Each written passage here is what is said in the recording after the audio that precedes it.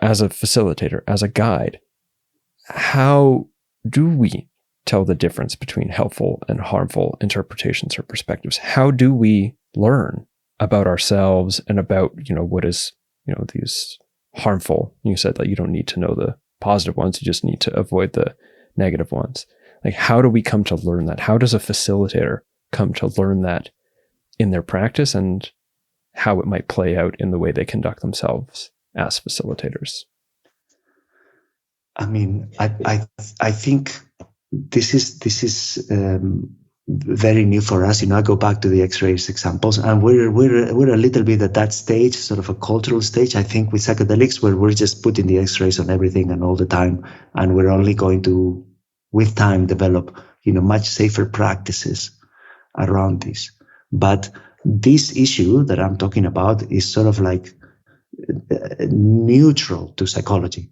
People who study psychotherapy, psychology, psychoanalysis are deeply aware of this. They are the first sort of people in our culture that run head on into this topic, which is like how often when you try to help people, especially by talking to them, about their problems and stuff, you end up doing more harm than good. And this is the reason. If you haven't done the proper training and the proper work, if you don't understand active listening, if you don't understand projection, if you don't understand transference and counter-transference, if you're not even, and by understanding, I don't mean knowing what they are in theory, but having undergone the personal process where you're able to identify these things in yourself, where somebody asks you enough questions that you yourself suddenly catch yourself in what you're doing, right? This is more or less, very roughly speaking, the sort of the idea of these processes. Is not that somebody else is going to tell you, I noticed this and this and this and this about you, but it's somebody helping you notice this in yourself by asking you enough questions the right way until this thing comes to you, right? Until this sort of insight comes. So I think guides should be very, very honest about what they don't know. This is the most, and it's hard to know what you don't know because you don't know that you don't know it. But they should be very honest about this to themselves and to the participants. And there is a way to accompany people without directing them. There is a way to help people be autonomous and adult. And it's difficult to do it when people tend to put you in the opposite position. People want you to be a guide. People want you to be a father figure. People want you to be all-knowing. People want you to be, revested of spiritual authority. And they are going to do this to you. They're going to do this to the plants. This is also the other half of this equation. Right? People will fall into this, and I myself am falling into this, all of us. And it's part of, there is no other way to learn except to sort of go through this. I don't think, I'm hoping the really big mistakes can be avoided, but I think the medium to small mistakes are unavoidable. And this is how we learn. So this is not about creating a perfect sort of situation where no one ever is wrong, and because there's also no growth and no learning there. But there is the bigger, more dangerous interpretations, the biggest mistakes can be sort of avoided with the level of, and then there is a sort of, I work with David. He also teaches in the course. He's a psychologist. He has one of his teachers, I can't remember the name, is an Italian psychologist. But he said something that I found really interesting. And he said, basically, he said two things. One was that any sort of tool that you give people and that have not done the personal work will immediately get turned into a weapon of the ego. So, everything is, and it also happens with the spiritual truths. The world is perfect like it is. This is a spiritual truth to be reached after meditating for 40 years.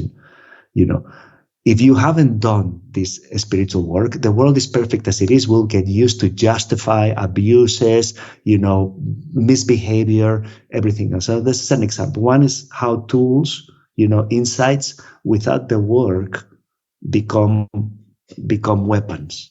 It reminds me of the phrase, the right thing said at the wrong time is the wrong thing said.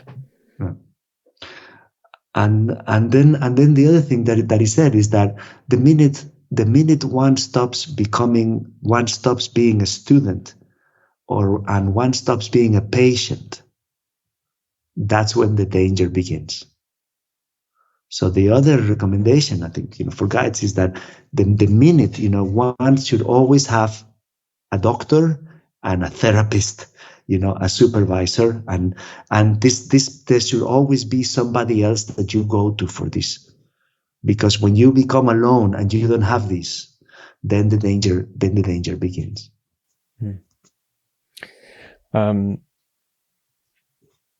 Okay, hold on. Short moment of orientation, I began thinking about something totally different, just like came in, hit me with like a freight train, totally knocked me off the track. Let me see if I can get back on here. So I know for a fact there are some people who listen to my show who are facilitators, and I can imagine there are many, many more than I know, and even many more than that who want to be facilitators, are training to be facilitators in traditional, or learning through traditional contexts, or going the path of psychotherapy schooling here in the Western world, psychedelic psychotherapy. But I assume quite a small portion of my listeners relative to the people who are participants. They're the people who are putting themselves, like subjecting themselves to that disbalance of power in the hope and in the trust that their facilitator will have good hygiene and an abundance of care for their experiences. My personal experience is that the majority of the facilitators that I have sort of interacted with, at least early on, did not have a lot of this knowledge. And I can look back in some of my most troubling experiences, especially having taken the IS Safety course, and seen how the things that you're talking about, these sort of significant things that we can avoid, happening if we have the right amount of like education about them, strategizing plans and, in advance, so on and so forth. Like they happened because those things were lacking, because the facilitators were falling into, all of these different places that could have absolutely been avoided. My assumption, even as somebody, who helps people, like they contact me, I had this experience, I need some help integrating it. The stories I hear of the kind of facilitation that is underway around me sometimes is very jarring and depressing, even at times, if not, at the least concerning. I imagine yourself, working at ICEERS, this to also be the case. If this wasn't the case, there would be absolutely no reason for an IS Safety course to exist, right? Mm-hmm. So all that being said, the people who are listening who are not facilitators, but will be looking to be facilitated, is there any, can you offer some advice? Oh, are you? It depends. But specifically, like, is there any way in which we as participants can kind of like navigate the potential things that might come up such that we can, still leave the optimized space of openness, that allows for positive things to come, while sort of mitigating and being careful with what might end up being a lack of care from our facilitators with respect to suggestibility, perspectives, etc.? Yeah, I mean, I think there's a lot of work trying to sort of create better training for facilitators, and eventually sort of our hope and our vision in ICEERS is that eventually this will be a respected profession like any others, and it will be part of our society for those people who are interested in participating in these things. We're not there yet.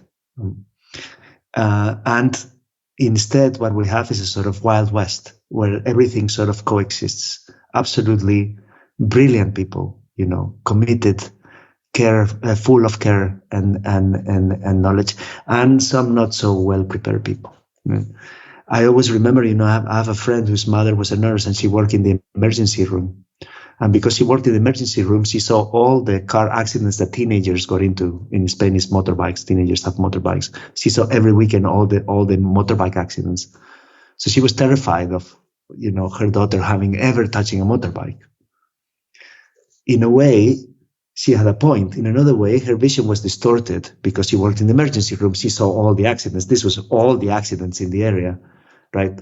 I felt lucky that my mother didn't work in the emergency room, so she let me have a motorbike and I didn't get in an accident, right? So I keep this in mind because, like you, I receive a lot of the, and in ICS we receive a lot of the accidents, so we get to see this, and this can also, in a way, sort of, bias your perspective of what's happening, and I try to keep this also to keep my optimism.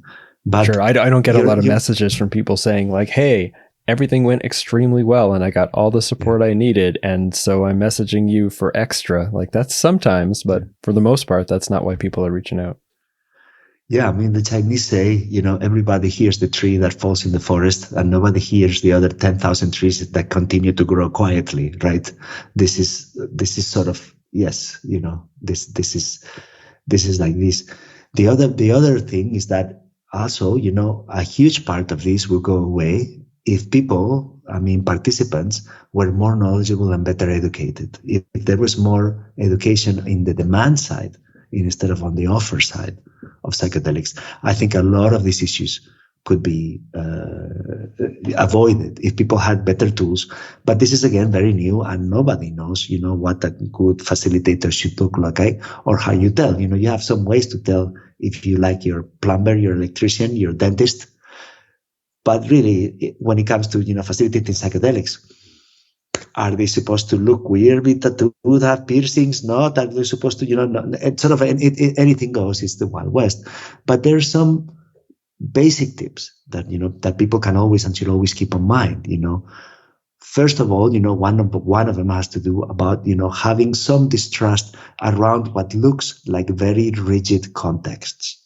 If the context seems very rigid to you, if the person that you're dealing seems very rigid to me, this doesn't have to be a problem, but it's definitely something to keep in mind. It's something to observe, You should never drink with people that you don't trust, because if things get difficult, then you're really going to need to trust the person who's going to take care of you. So if you meet a facilitator and there's something that just doesn't feel right, don't do it. Keep looking. It's okay. You don't want to find yourself in a situation where you're, completely open, fully vulnerable, and you don't trust the person who's supposed to take care of you. A big part of this process working also has to do with the participant trust in the facilitator. So if the trust is not there, that's a no-no. You shouldn't, trust people who don't seem to care for you very much.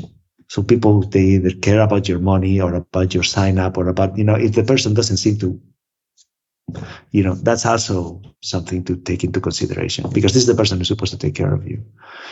And you should know that this is going to increase your suggestibility. You should know that if you keep drinking with this person, at some point or another, you're going to find this person either attractive or supernaturally wise or just, all around incredible, and you should know that this is coming, so that when it comes, you recognize it for what it is.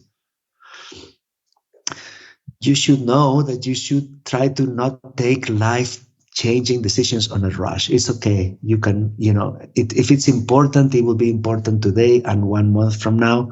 If it's important, it really deserves that you give it all your time and all your thought about how you're going to do all of these moving pieces. If you're going to make a big life change, take your time, and always, think about whether this process is developing your personal autonomy and your critical discernment,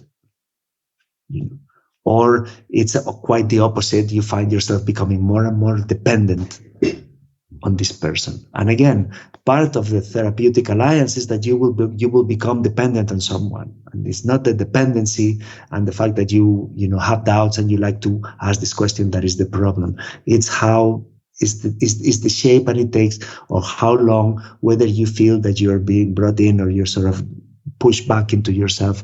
All of these things will give you sort of clues, that can help you begin to discern. I think, I haven't, I've been drinking ayahuasca 20 years. I've basically drunk roughly with the same group of people, some changes, but they're within the same sort of satellites of the same group of people for the majority of these years.